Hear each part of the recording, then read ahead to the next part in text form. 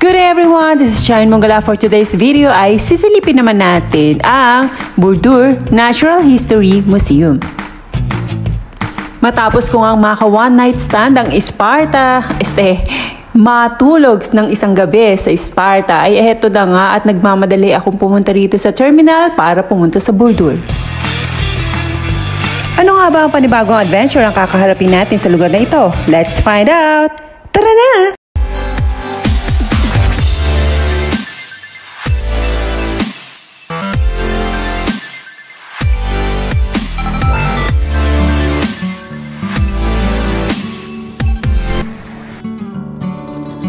Eksaktong alas 7 nga ng umaga ay umalis na ang aking sinasakyan bus papunta sa probinsya ng Burdur.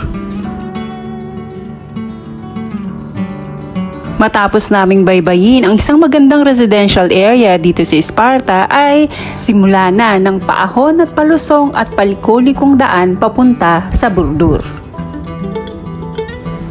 6 na oras at kalahati kung ikaw ay manggagaling sa Istanbul via car at 5 oras naman at kalahati kung ikaw naman ay manggagaling sa Datchamula. Pero syempre dahil nga pampasaherong bus ang aking sinakyan ay medyo late siya sa tamang oras na sinabi ng Google. Si Google talaga. Niyaya ko nga rin pala ang aking friend na si Sexy. Nasamahan ako sa adventure dito sa Burdur para naman hindi ako nag-iisang naglalakad. Grabe, daming lakarin dito. At isa pa, kung mawawala man ako, hindi ako lang. Dalawa kami. Dahil first time namin pupuntahan ng lugar na ito at first time namin gagalugarin ng lugar na ito, hindi rin namin alam kung paano ang mga tamang sakayan, kung anong oras yung sakayan dahil nga probinsya yung lugar na ito. By schedule kasi ang pag-alis sa pagdating ng mga bus dito, besh. Kaya kailangan narurong ka sa tamang oras, kung hindi, wala kang sasakyan pa uwi. At ayan na nga, after 30 minutes, nandito na ako sa probinsya ng Burdur. Bye Sparta! Mula sa terminal, napagpasyahan namin na unahing puntahan ang Burdur Natural History Museum. Welcome to my vlog. Matatagpuan ang museo sa sentro ng Burdur District, Burdur, Turkey.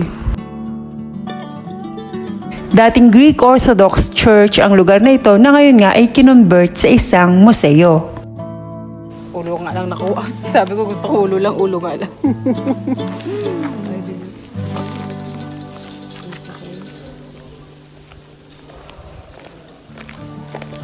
Sasabihin niya may pupunta riyan. Medyo niligaw kami ng Google Map dito kaya nagtanong na kami sa isang lokal na taga rito. At ayun nga, ilang hakbang na lang pala ay matatagpuan na namin ang museong ito. Dito sa museong ito ay nakalagay ang fossil ng isang mammoth na dati naman daw na pagala-gala lang dito sa lugar ding ito.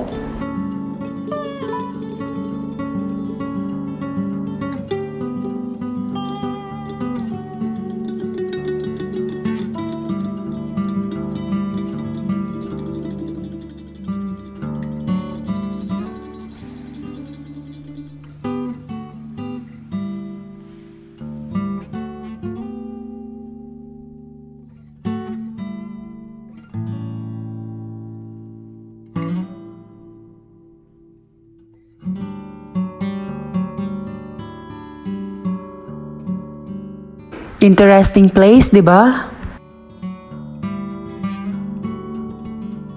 Ito naman ay simbahan ng mga Greeks na original pa rin daw yung mga nakalagay na material na ginamit.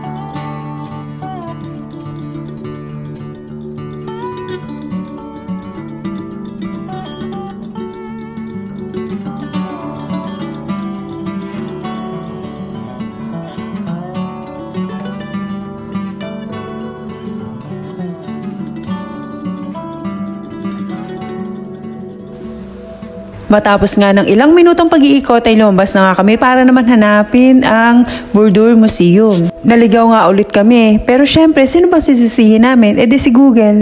Kareta. Kareta? Dapat yun. Si Kokey. Pero dahil interesting ang dinaanan namin, ayan, nagpapasalamat kami kay Google at binabawi na namin yung paninisi sa kanya.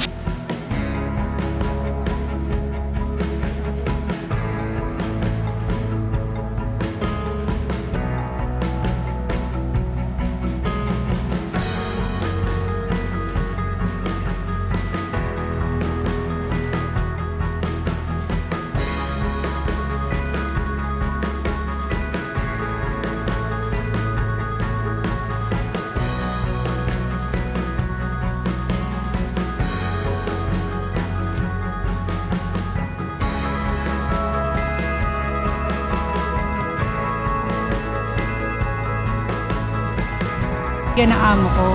Ang pangalan, tika lang. Pangalan niya, Metehan. Tapos, ang haba. To your depth. Ang ganda ng pagkakaano niya. O, tingnan mo. To your depth. The name of the wolf. Palagay ko ito na tayo. Aba, umuulan, ha.